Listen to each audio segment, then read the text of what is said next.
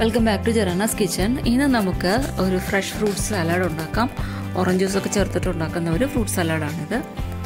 നമുക്കറിയാം, കുട്ടികൾക്കൊക്കെ ഫ്രൂട്ട്സ് കൊടുക്കുമ്പോൾ അവർ അത് വേണ്ട ഇത് വേണ്ട എന്നൊക്കെ പറയും. അപ്പോൾ നമുക്ക് അവരെ ഫ്രൂട്ട്സ് സലാഡ് ആയിട്ട് കൊടുക്കുമ്പോൾ നമുക്ക് ചെറിയ ഡിഫറൻസ് ഒക്കെ വരുത്തി കഴിഞ്ഞാൽ അവർ കഴിക്കും. അപ്പോൾ നമുക്ക് നോക്കാം എങ്ങനെയാണ് ഇതിൽ ചെറിയ ചെറിയ ഡിഫറൻസ് ഒക്കെ വരുത്തിയിട്ട് കുറച്ചുകൂടി ടേസ്റ്റി ആക്കി മാറ്റാൻ പറ്റുന്നത്.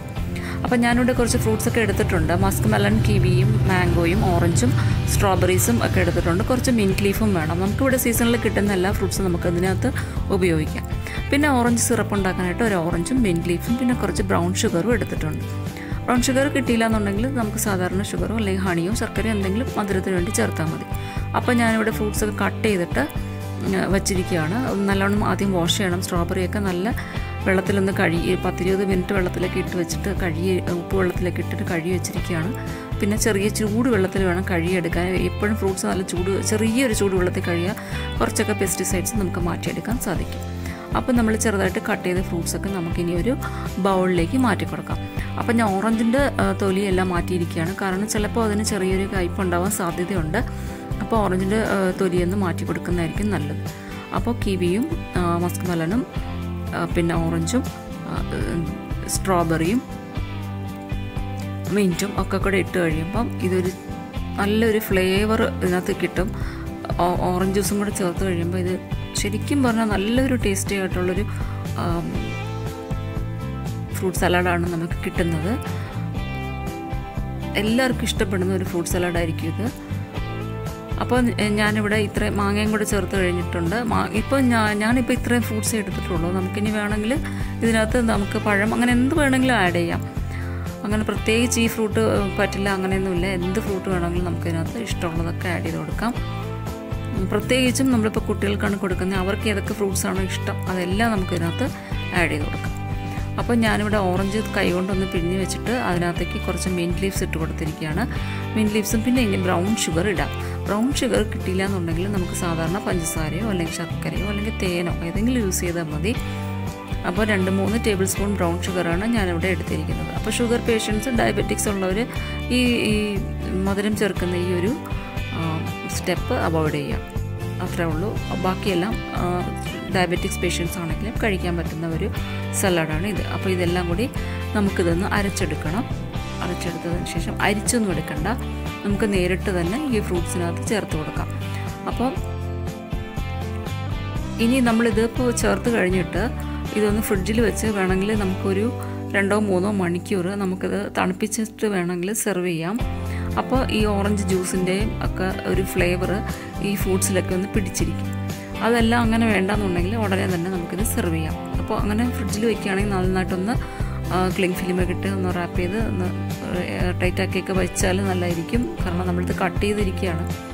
അതുകൊണ്ട് അങ്ങനെ ചെയ്യാം. നല്ല അടച്ച് വെച്ചിരുന്നാൽ മതി. ഫ്രിഡ്ജിൽ 2-3 മണിക്കൂർ അടച്ച് വെച്ചതിന് ശേഷം നമുക്ക് ഇത് ഫ്രിഡ്ജിൽ വെച്ച് തണുപ്പിച്ചതിന് ശേഷം സെർവ് ചെയ്യാം. അപ്പോൾ കഴിക്കാൻ നേരത്ത് കുറച്ച് ഈ സ്പ്രിങ്കിൾ ചെയ്ത് കൊടുക്കുക. ഈ ബ്രൗൺ ഷുഗർ നല്ല ടേസ്റ്റി ആയിട്ടുള്ളൊരു ഫ്രൂട്ട് സലാഡായിരിക്കും ഇത്. നേരത്തെ പറഞ്ഞ പോലെ ഡയബറ്റിക്സ് പേഷ്യൻസിന് ഈ ഷുഗറിൻ്റെ ഈ ഒരു വേർഷൻ ഒന്ന് മാറ്റി കൊടുക്കുക. അത് ചേർക്കാതെ സെർവ് ചെയ്താൽ മതി. അപ്പോൾ എല്ലാവരും ഇതൊന്ന് ട്രൈ ചെയ്ത് നോക്കുക. ഈ സമ്മർ സീസണിൽ കിട്ടുന്ന ഫ്രൂട്ട്സ് വെച്ചിട്ട് നമുക്കിതൊക്കെ ഇതുപോലെ നല്ലൊരു ഫ്രൂട്ട് സലാഡ് ഉണ്ടാക്കിയെടുക്കാം. ഇനി നമുക്ക് വേറൊരു ഫ്രൂട്ട് സലാഡ് ഉണ്ടാക്കാം. അതിനുവേണ്ടി ഞാൻ കുറച്ച് ഫ്രൂട്ട്സ് മാറ്റിയിട്ടുണ്ട്. വേറെ കുറച്ച് ഫ്രൂട്ട്സ് എടുത്തു വെച്ചിട്ടുണ്ട്. അതായത് പച്ച ഗ്രേപ്സും ഈ കറുത്ത ഗ്രേപ്സും ഒക്കെ ചേർക്കുന്നുണ്ട്. പിന്നെ പോമഗ്രാനറ്റും ചേർക്കാം.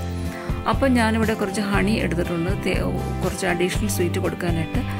പിന്നെ ഇത് ഞാൻ ഒരല്പം ചൂട് വെള്ളം ഈ തേനിൽ ചേർത്തിട്ടുണ്ട്. അതുകൊണ്ടാണ് ഇത് ഒത്തിരി ലൂസായിട്ടിരിക്കുന്നത്. കാരണം ഇത് ഫ്രൂട്ട്സിൽ ഒഴിച്ചു കൊടുക്കുമ്പോൾ കുറച്ച് കട്ടിയായിരിക്കും. അത് മാത്രമല്ല കുറച്ചുകൂടെ മധുരം കുറയ്ക്കാനും കൂട്ടിയിട്ട് ഞാൻ ഇതിൽ കുറച്ച് ചൂടുവെള്ളം കൂടെ ഒന്ന് ആഡ് ചെയ്തിരിക്കുകയാണ്. പിന്നെ ഇതിനകത്ത് ഞാനിപ്പോൾ ഒരു പഴുത്ത നല്ല നാരങ്ങയും ഒരു പച്ച നാരങ്ങയും ആണ് ലൈമും ലെമണും എടുത്തിട്ടുണ്ട്. അതിൻ്റെ എല്ലാം പകുതി വീതം എടുത്താൽ മതി. ഒരുപാട് പുളിയൊന്നും വേണ്ട. അപ്പോൾ ഒരല്പം വീതം ഇതിൽ നിന്ന് എടുത്തിട്ട് നമുക്ക് ഈ തേനിൽ ചേർത്ത് കൊടുക്കാം. അപ്പോൾ ഈ ഫ്രൂട്ട്സൊക്കെ നമുക്കിനി നന്നായിട്ടൊന്ന് അതായിട്ട് കട്ട് ചെയ്യണം. അതിനു മുമ്പ് ഞാൻ നേരത്തെ പറഞ്ഞ പോലെ ചെറിയതായിട്ട് ഉപ്പ് വെള്ളത്തിലേക്ക് ഇട്ടൊന്ന് കഴുകിയതിന് ശേഷം ഒരു 10-20 മിനിറ്റ് വെച്ചതിന് ശേഷം കഴുകിയെടുത്തിട്ട് റണ്ണിങ് വാട്ടറിലൊക്കെ കഴുകി ചെറിയ ചൂടുവെള്ളത്തിലും കഴുകണം. കാരണം ഗ്രേപ്സിൽ നമ്മൾ ഈ പറയുന്ന പോലെ അല്ല ഗ്രേപ്സിൻ്റെ കാര്യം. ഗ്രേപ്സിൽ നിറയെ പെസ്റ്റിസൈഡ്സാണ് ഗ്രേപ്സിലുള്ളത്. അപ്പോൾ അതിലുള്ള വൈറ്റമിൻസിനേക്കാളും കൂടുതൽ എമൗണ്ട് അതിനകത്ത് പെസ്റ്റിസൈഡ്സ് ഉണ്ടാവും. അപ്പോൾ അത് ഇങ്ങനെ വേണം ക്ലീൻ ചെയ്തെടുക്കാനായിട്ട്. ഉപ്പ് വെള്ളത്തിലിട്ട് വച്ചതിന് ശേഷം ചെറിയ ചൂടുവെള്ളത്തിൽ കഴുകിയെടുക്കുക, ചെറിയ ചൂടുവെള്ളത്തിൽ. അപ്പോൾ കുറച്ച് പെസ്റ്റിസൈഡ്സൊക്കെ അങ്ങനെ മാറിക്കിട്ടും. അപ്പോൾ ഞാൻ ഈ ഫ്രൂട്ട്സൊക്കെ നല്ലതായിട്ടൊന്ന് ചെറിയ രീതിയിൽ ചെറുതായിട്ട് കട്ട് ചെയ്ത് വെച്ചിരിക്കുകയാണ്. ഇനി നമ്മൾ നാരങ്ങയും പിഴിഞ്ഞ് വെച്ചിട്ടുണ്ട്. ഇനി ഇതിനകത്തേക്ക് ഈ ഹണി ചേർത്ത് കൊടുക്കുക. അപ്പോൾ ഡയബറ്റിക്സ് പേഷ്യൻസിന് ഈ ഒരു സ്റ്റെപ്പ് അവോയ്ഡ് ചെയ്യുക.